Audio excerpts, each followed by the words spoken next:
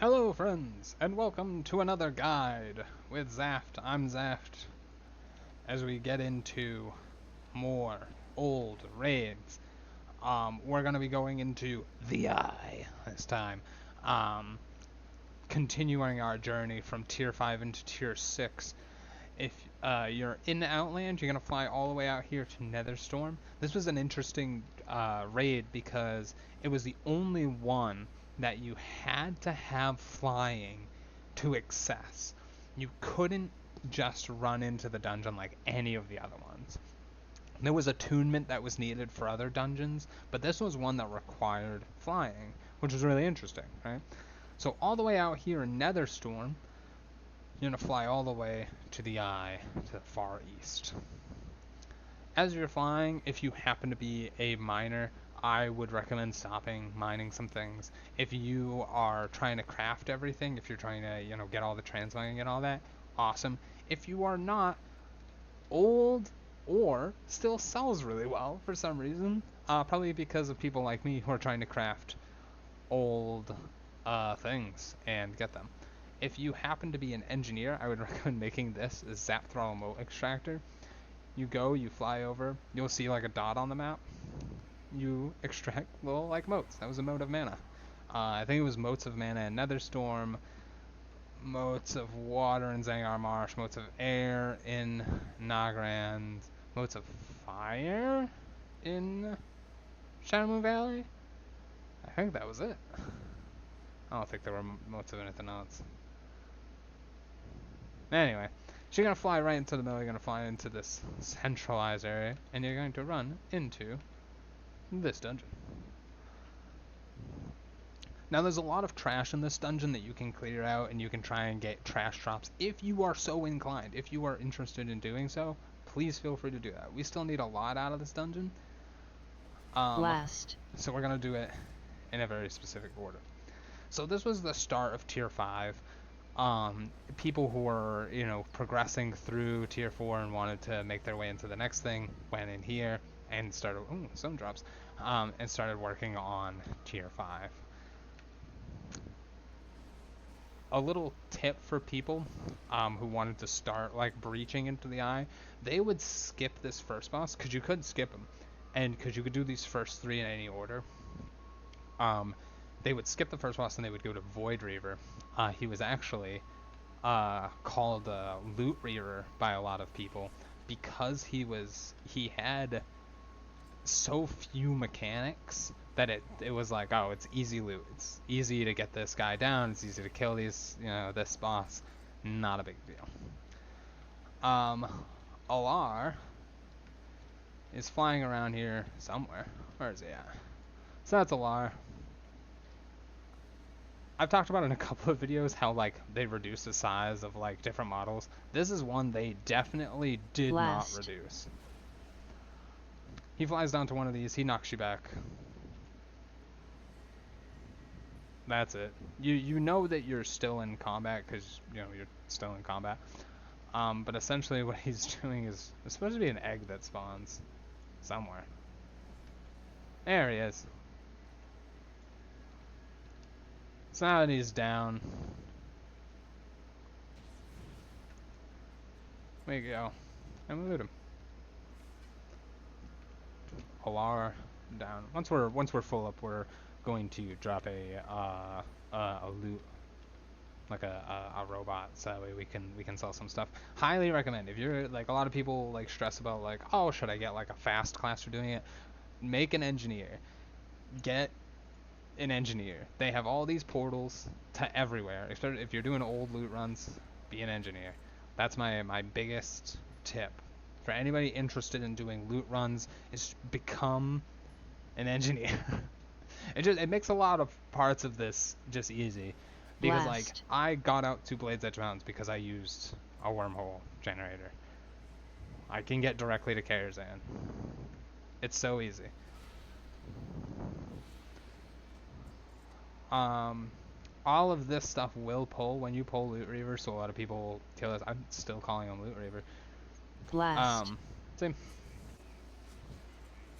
And he was that easy. He wasn't that easy. There was a lot of running around, but like he had the one mechanic which was throw a giant orb at people, and that was it. That was the mechanic. That's oops, not that one.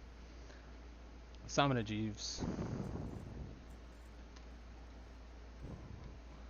And we're gonna sell some stuff.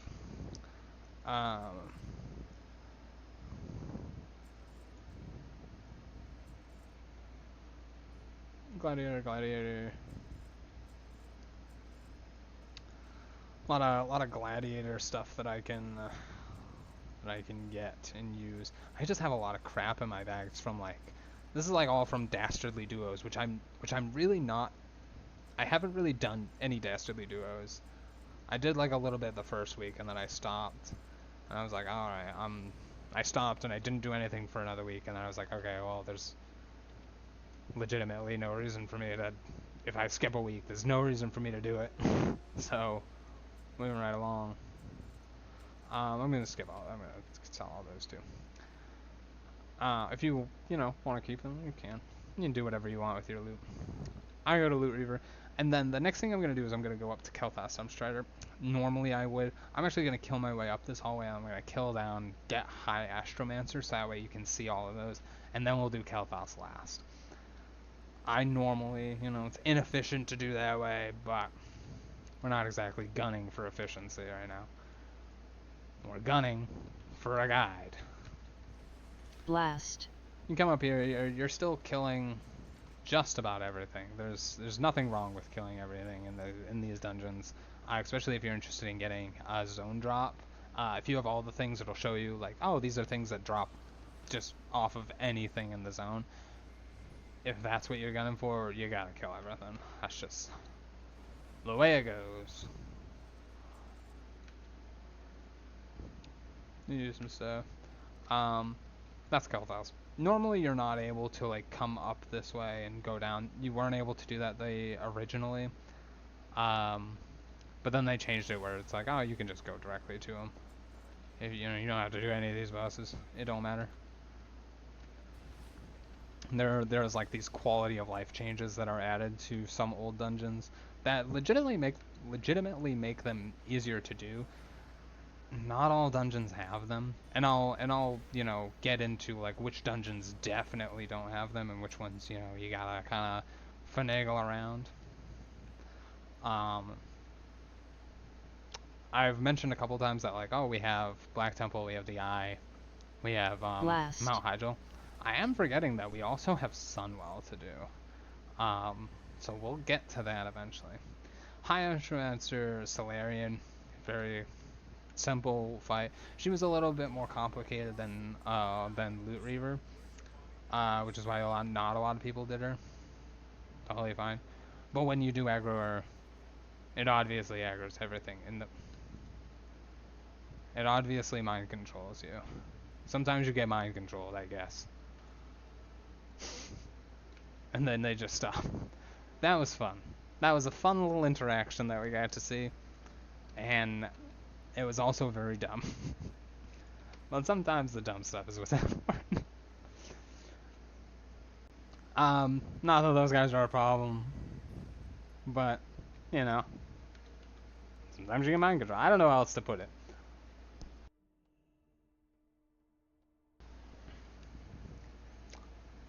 Now let's talk about Kel'Thas. There's the fun fact about Kel'Thas.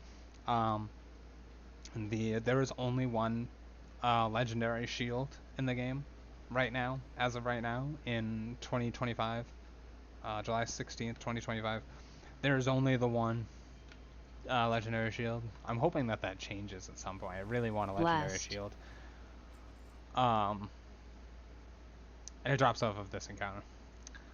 So Kel'Thas is going to start us off. He's going to be like, I'm going to monologue for a bit. He monologues for a bit.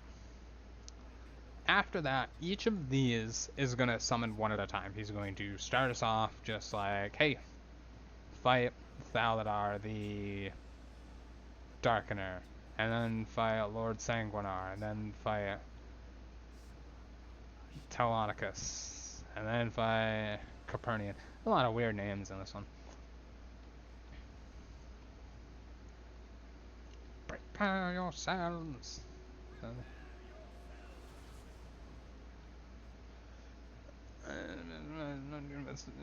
Sanguinar.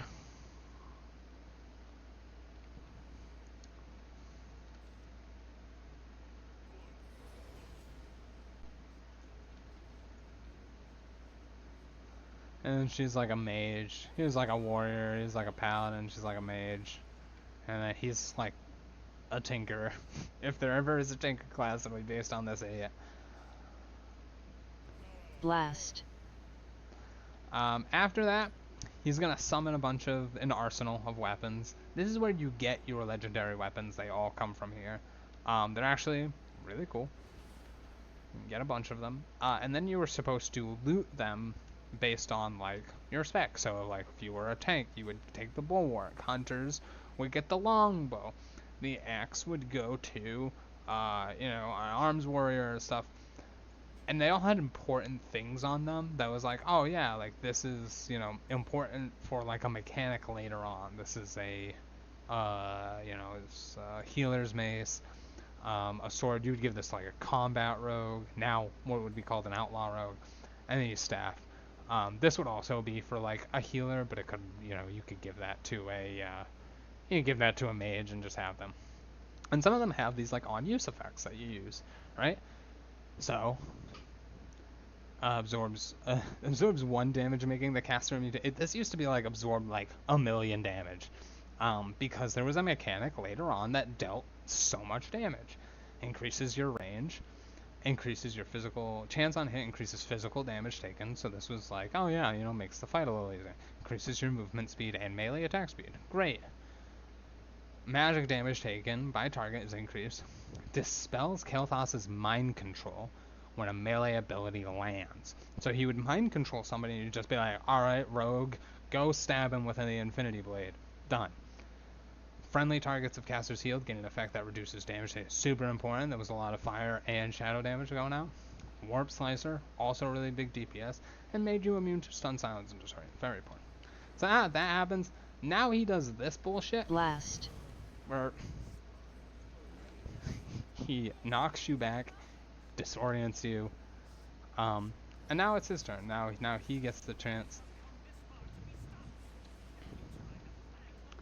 and then he ascends into the sky.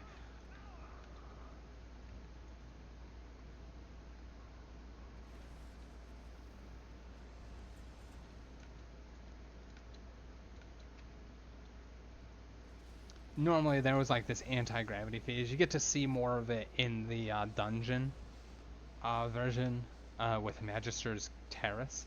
That was added with the Sunwell Plateau and Isle of Kildanis,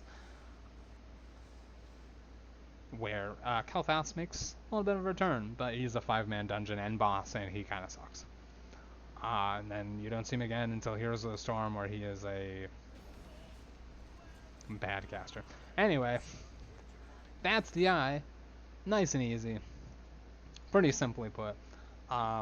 We didn't get the mount, which is I don't need the mount, but we didn't get it, so whatever. I didn't want it anyway. That's the eye. That's Tempest keeps the eye. Nice and easy. All 4 bosses complete.